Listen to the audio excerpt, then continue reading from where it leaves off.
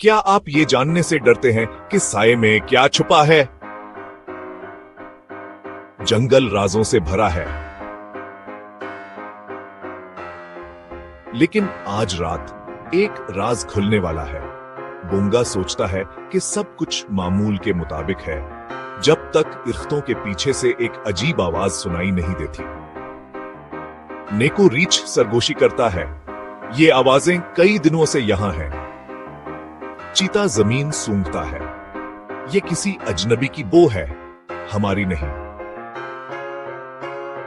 तमाम जानवर इकट्ठे होते हैं। चांदनी बमुश्किल चमक रही है। अचानक अंधेरे में चमकती हुई आंखें नमोदार होती हैं। कौन या क्या वहां बाहर है?